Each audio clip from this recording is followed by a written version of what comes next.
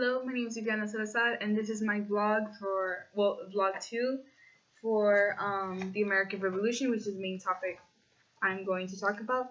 So the questions we have is like we have to examine the causes of the American Revolution and decide where the British Crown and the American colonists could have indeed reclined their differences with the 13 colonies, such as that were still part of the British Empire, I guess you could say, or if American independence was an ensured, unavoidable construct. My position is towards the independent was like the only option they could have had. Although they had many acts and many neglects they had towards the British, they had that toward organizations towards the king to ask for forgiveness and for ask for independence. So one of the main causes, in my opinion, would be the Revenue Acts. That was like to force the tax. That really pissed off the American colonies, since why would they be taxed for such things that were, well, they taxed them on everything such as house things. They had the Tea Act where they had to get taxed on the tea, the stamps, good houses. They like such as Chinaware. They had taxes on everything. And another thing was the end of saltatory neglect. That was due to the Navigation Acts that ended the period towards the saltatory neglect. And this acts, they were poorly enforced by the Americans, but this didn't help out to end the 7 Years' War in 1763, which was one of the causes of the American Revolution. The 7 Years' War was a big one, which in the Ohio River Valley, where the Americans, well, the British also, they fought for the land of Ohio, which is somewhere closer to Virginia. And that one was really a long time. The 7 Years' Wars was 1754 through 1763, which also ended with the Proclamation of 1763, where American colonists couldn't pass the Appalachian Mountains, which was one of the effects British told them to not move or do anything else about their consent due to the king. And another thing was the Proclamation 1763, which I already mentioned.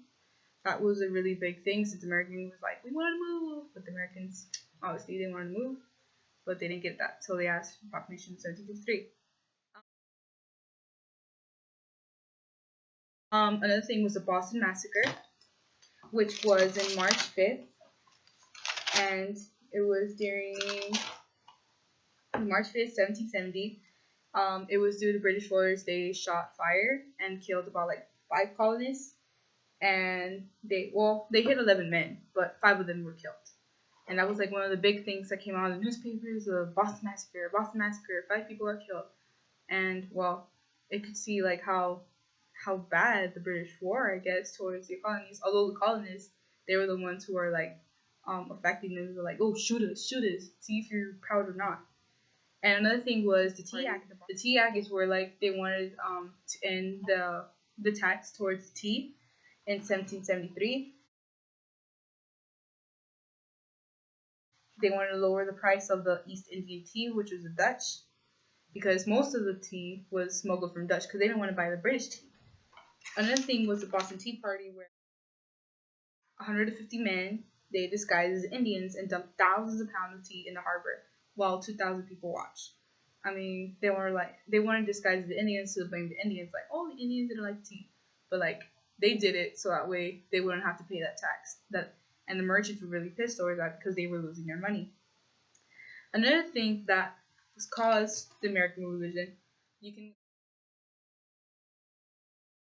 also refer to as a shot heard around the world, which is the battles of Lexington and Concord. This one, it was on Concord, which is 18 miles west of Boston, which also occurred where the Boston Massacre was, near midnight on April 18, 1775. Paul Revere and his friend William Dalt raced ahead to alert the Minutemen who were on their way to Concord, because the British were coming, the Redcoats. And the American Revolution began April 19, 1775. So it was like the day after that, which when they were warned by Paul Revere and his friend. So then, my position is that American colonies yes, I guess you can say it was easy, but really it wasn't. Due to they had to do T acts, a lot of um, parliamentary revenue acts, the external and the internal ones. They had it really rough. They had to use the olive branch petition in 1775 on July 5th, which they wrote to King George III, and they asked for independence. And then from there, we declared independence, I guess, from British, you could say. And who made this document, the Olive Branch Petition, was the Second Continental Congress. The Second Continental Congress was the best Congress that there was involved to the beginning of the American Revolution. And with that saying, you, I blog that the American colonies did a very good job in asking for independence, although it was hard for them since they had to go through the Battle of Lexington and Concord, and a lot of the beginning with the end of Solitary Neglect, 7 Years, Proclamation of 1763. It was very good to fight for independence, and I can conclude my blog with that independence was their only option they could do to get what they wanted in their as to rule, self-govern themselves in the American colonies. And that's the end of my blog. Thank you.